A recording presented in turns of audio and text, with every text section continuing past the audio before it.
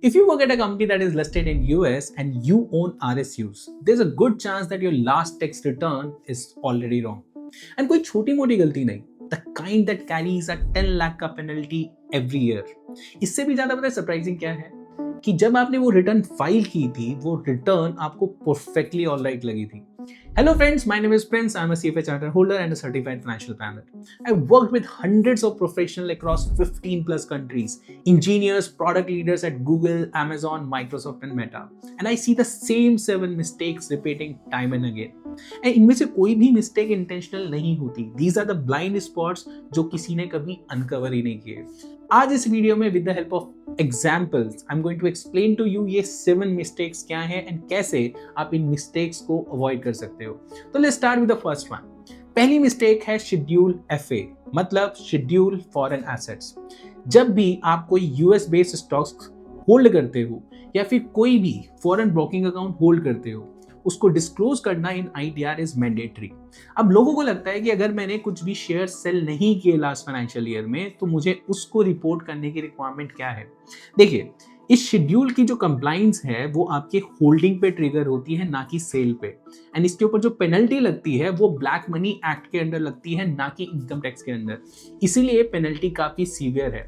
Example से समझने की कोशिश करें तो अगर आप 3 साल से आईटीआर फाइल कर रहे हैं, 3 साल में आपने एक भी साल अपना फॉरेन एसेट शेड्यूल को फिल नहीं किया है, तो हर साल 10 लाख रुपए की पेनल्टी, मतलब 3 ईयर की आईटीआर मींस 30 लाख का penalty for just not disclosing your foreign holdings. Mistake number 2, paying taxes twice on the same dividend and you do not even know about it. Let's understand this with the help of an example. मान लीजिए आपको $100 का dividend मिलता है from US based stocks. America उस $100 में से $25 at source ही ले लेगा एंड आपके इंटरनेशनल ब्रोकिंग अकाउंट में सिर्फ और सिर्फ $75 क्रेडिट होंगे. जब आप इंडिया में टैक्स फाइल करने के लिए जाएंगे, India will ask you to pay taxes on the entire $100 because India आपकी ग्लोबल इनकम पे टैक्स लगाता है. Same money taxed in both the countries. US में भी टैक्सेशन लगा, अब इंडिया में भी टैक्सेशन लग रहा है. But don't worry, there is a fix to it.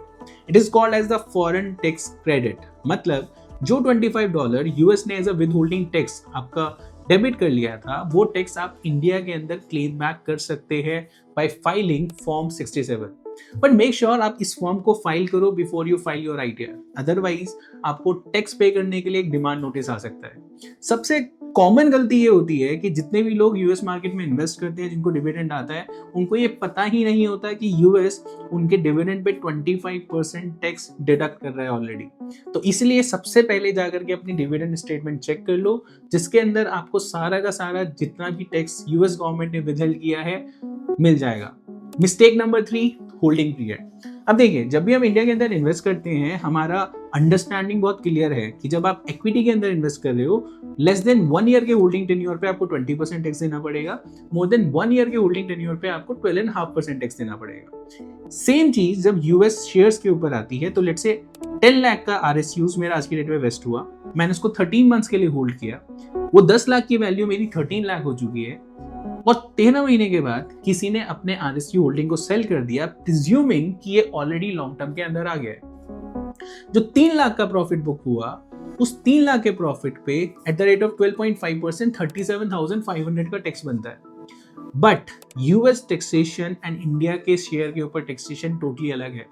जब इंटरनेशनल मार्केट में हम इन्वेस्टमेंट करते हैं, हमारा short term and long term का डेफिनेशन अलग होता है. हमारा शॉर्ट टर्म डिफाइन होता है if my holding tenure is less than 24 months. मेरा लॉन्ग टर्म डिफाइन होता है if my holding tenure is more than 24 months. And एक और अलग चेंज है, जहां इंडिया में शॉर्ट टर्म में 20% टैक्स लग रहा था on the gains, US market में शेयर्स होल्ड करने पे, लेस देन 24 मंथ्स की होल्डिंग पे, प्रॉफिट बुक करने पे जो भी गेन आएगा, that gets added to your salary slab. तो मतलब आपने अगर 13 महीना होल्ड करके अपने शेयर्स को सेल कर दिया, presuming it is long term in nature, आपके उस प्रॉफिट पे टैक्स लगेगा as per your slab, which is approximately 33%, 20% more than what you thought you will be paying on that. And एक और इम्पॉर्टेंट बात, जब जो 1.25 लाख का एग्जाम्पशन आपको इंडिया के अंदर मिलता है on long term capital gains, that exemption is not available when it comes to foreign shares. तो whenever you sell your foreign holdings, make sure अगर आप प्रॉफिट में बेच रहे हो तो आप उन्हीं होल्डिंग्स को सेल करें जिन्हें 2 साल कंप्लीट हो चुके हैं या फिर जिनमें प्रॉफिट आपका लीस्ट है। Mistake number 4, cost basis. अब देखिए आरएसयू जब वेस्ट होते हैं ना, उसमें टैक्सेशन कैसे काम करता है। उसमें टैक्सेशन आप डायरेक्टली पे नहीं करते टू गवर्नमेंट और टू एनी अदर एंटिटी। आपकी कंपनी आपके आरएसयूज को सेल कर देती है एंड उससे अपना टैक्स रिकवर करती है। उस टैक्स रिकवरी से होता क्या है कि because you have not paid anything to the government from your pocket, जब फाइनली आप आरएसयूज को सेल करते हैं, आपका सीए आपसे पूछता है कि इस आरएसयू खरीदने के लिए आपने कितना कॉस्ट पे किया था, यू थिंक कि मैंने तो कुछ पे ही नहीं किया था। अब क्योंकि आपने कुछ पे नहीं किया था तो वो सारा का सारा अमाउंट जो आपने आरएसयूज को सेल करके अकाउंट में लिया है, वो पूरा का पूरा लगता है कि मेरा प्रॉफिट है। एंड कई लोग एक्चुअली में उस पूरे अमाउंट पर टैक्स पे कर देते हैं and that is a big mistake, because जब आपके आरएसयूज वेस्ट हुए हैं उस डेट पर उस शेयर की जो भी वैल्यू थी उस प्राइस के हिसाब से आपके आरएसयूज पे बाइंग हुई है, उस अमाउंट पे आप ऑलरेडी टैक्स पे कर चुके हो। So you don't have to pay the tax twice, you have to just pay only on the differential amount from the date that RSU got vested and the date when you actually have sold that RSU in the market. Mistake number 5, wrong ITR form. देखिए ITR 1, ITR 2, ITR 3 and ITR 4 generally 4 forms available होते हैं for individual filing के लिए।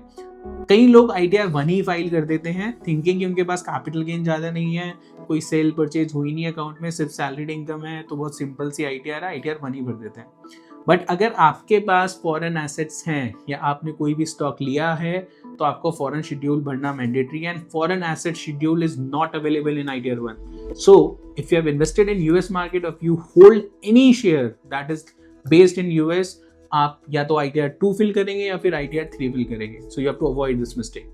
Mistake number 6, the account itself. जब आप foreign asset schedule बन रहे हैं वहां पे लोग शेयर्स तो डिस्क्लोज कर देते हैं, उनकी सारी कंप्यूटेशन डिस्क्लोज कर देते हैं, बट वो अकाउंट डिस्क्लोज नहीं करते जिस अकाउंट के अंदर वो शेयर्स क्रेडिटेड हैं।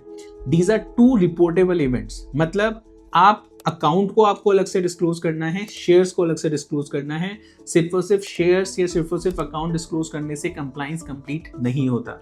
And mistake number 7, assuming that it is not showing in your AIS, तो गवर्नमेंट को पता ही नहीं है।